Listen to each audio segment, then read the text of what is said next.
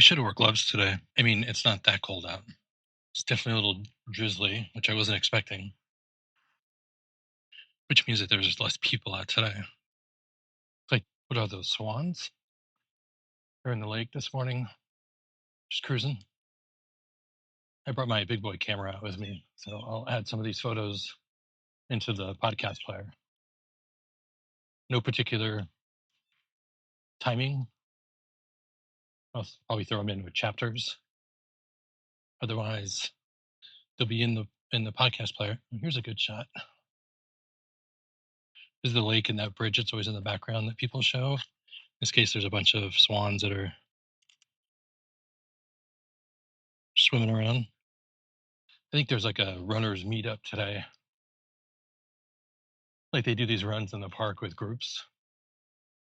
I know in Riverside Park, which is next to the Hudson, they do that all the time.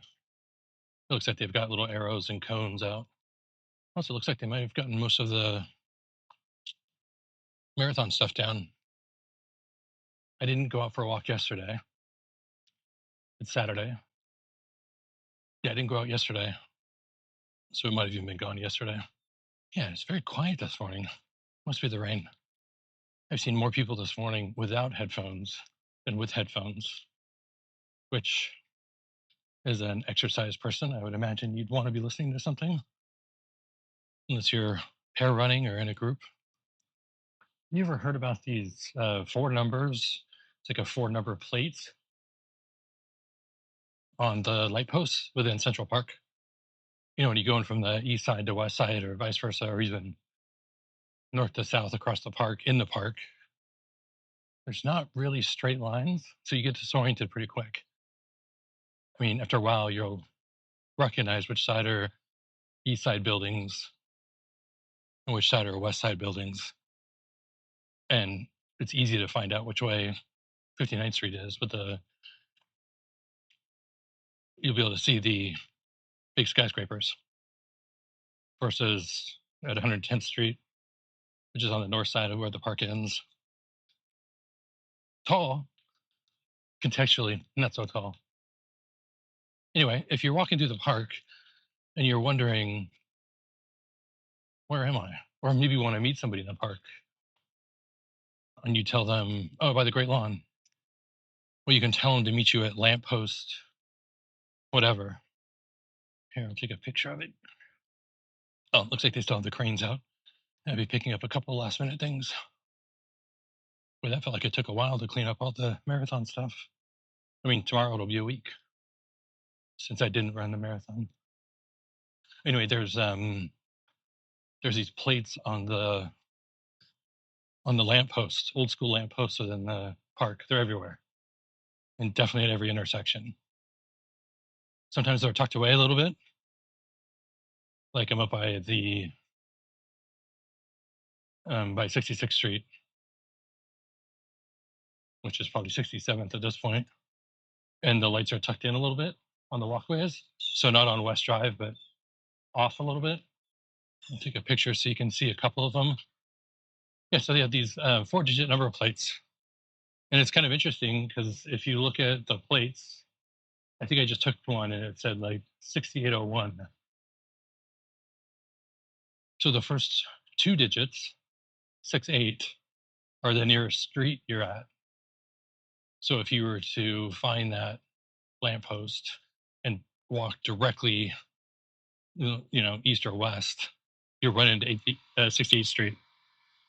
There's another one. That was kind of in the wild.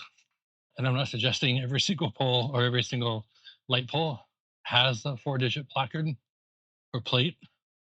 And that's because I would imagine a lot of people have used a screwdriver to pry them off. The picture of those big skyscrapers at 59th Street with the clouds kind of hovering around them. So yeah, the plates, the first 2 digits are the nearest street or cross street. Yeah, I'm now on Central Park West, and they still have some of the stands. Gosh, I feel like these are almost like new stands. I'll get a picture of this. You'll see the colors of the trees. The leaves are already turning big time. You can see at the end of that picture, There's stands there. I guess as a pedestrian, you just walk through. When you don't drive a car, you see the world a little differently. Yeah, they must have just put these up. Very weird. They have like these little cages that are open that are just full of like parts. So let me get a picture here. Well, this would be where the parade route goes down. Like I mentioned earlier, it starts at 77th Street, 81st and 77th on Central Park West, and then makes its way down to 34th in front of the Macy's. What New Yorkers do for a parade. Okay, it's 6:30 in the morning on a Saturday, and they're already banging away at these stands. Maybe New York is the city that never sleeps. Can I tease this lamppost story anymore? Okay, yeah. So it's a 4-digit number that's on a plate. So if you're at 67th Street, the first two digits will be 67. Then there's two other digits that follow, and that tells you how close you are to the center of the park. The higher the number, up to 40, the closer you are to the center of the park. And I also believe that odds and evens come into play, so you know which side of the park you're on. Odds are east side. Sorry, evens are east side. Odds are west side. Did I say that right? Yeah, so 6709. 67th Street on the west side, close to the street. 6739. 67th Street, closer to the middle of the park. So if you're ever strolling around New York in Central Park and you get lost or there's an emergency, look at the nearest post, call 911, and tell them you're at post marker 6739 and you've got an emergency. Old school. We are heading down to the West Village today. I think my California roots are bubbling up lately. I've just been in this craving zone for tacos. Place on the east side called Javelina. It's good. It's consistently good. Good tacos. There's a place that we went to a couple weeks ago while we were at the Javits Center for a conference. It was right there in that Hudson Yards area. It's called Los Tacos Number One. Quite good.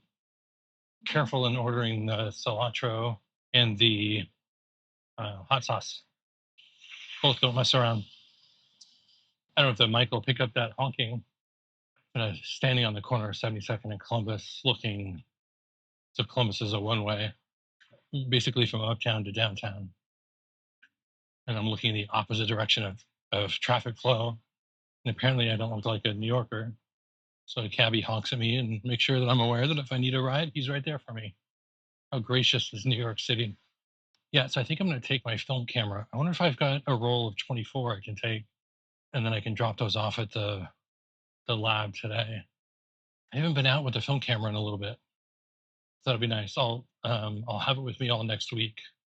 And just in case anybody's curious, sometimes reading the news versus being on the street and where the news is being reported can be two completely different stories. New York City is not a communist hellscape. Nothing's burning that's at least not supposed to burn. Nobody's rioting. There's no mass rallies against socialism. It was a vote. We voted, and now we move on. Or as Stephen Gerrard says, we go again. I will say, though, one thing that's changed is a lot of Christmas decorations. What are we, not even in just past the first week of November? November. Yeah, we just passed Halloween. Capitalism still lives. If you're coming to visit New York or Manhattan specifically for the first time, I'd maybe make two suggestions. One, three suggestions. Bring comfortable shoes. Pack a pair of fancy ones too, but Best bet is that you're going to be walking quite a bit, upstairs, downstairs, cross streets, lots of walking.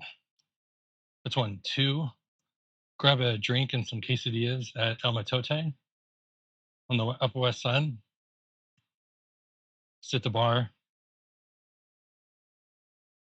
Just a fantastic place. We've been going there since it opened. I'm not even going to pretend I know the year that it opened. But we've seen that place grow and expand, yet their food and their service are just top notch all the time. All of the time. Comfortable shoes, El Matote. The third one, if you've never been in New York before, and this one doesn't necessarily pertain to Manhattan, schedule one of those hop on, hop off tour buses, especially if you know you're going to be in a certain area. If you're going to be in Brooklyn, go get the Brooklyn tour. They're probably expensive. It's maybe like $100 for two. It's been a while since we've done this. Get on one of those and just see New York. Listen to the stories that the tour guide's going to tell you. Anyway, take one of those bus tours. They're fantastic. And if you can sit on the top level, it's even better. Okay, one, shoes, two, El Matote, and three, the hop on, hop off bus tour. I'm assuming they still operate this way, is that you basically get a ticket for the day and you can go into a neighborhood, hop off, grab a drink, grab breakfast, grab lunch, then hop back on another bus that comes by. You probably see these in London quite a bit too. Actually, I think they're probably in all the big cities at this point. And I was thinking about that this morning, just on like some random crazy stats about New York City. Like something like 80% of folks who live in Manhattan don't have a car, don't have a driver's license. I mentioned those shoes before. That's where the investment's going to. And two, I can't remember the stat, but it was something like Manhattan residents don't leave a 4-block radius from where they live, like on a day-to-day basis. Right, we're heading down to the Village today. That's an anomaly. Like literally, we walk one direction on our street, there's Central Park. Walk in the other direction, there's restaurants, bars, grocery stores, haircut places. So it's maybe I mentioned that back to the destruction of New York City after the vote this week. It's not like we see anything like that anyway. At least up here. If it's not happening up here, like when Luigi Mangione was on the run, we saw that and heard that pretty loudly. I mean, he came out up on, he got on 77th Street up here by the New York Historical Museum, and the helicopters were everywhere when the Palestine-Israel conflict started up. Columbia is, I don't know, 30 blocks from here, 40 blocks from here. You heard the sirens and the chants and all that stuff, even coming all the way down here. Definitely the helicopters. So you get a feel for it, but on a day-to-day basis, you're just like everyone else. You're just running your lives. You're going to drop off laundry. You're picking up kids from the school. I don't know what you do with kids in the school. But it's the same thing that happened here. So when we hear about stuff like a long time ago in what was it, the 99% or the 1% down at Zuccotti Park, that's down on Wall Street. I mean, that's like 5 miles away, 4 miles away. What's 4 or 5 miles away from you that you are aware of or not aware of? It's the same thing in New York. Anyway, keep an eye on the podcast player. I'll post those images. You'll see the hellscape.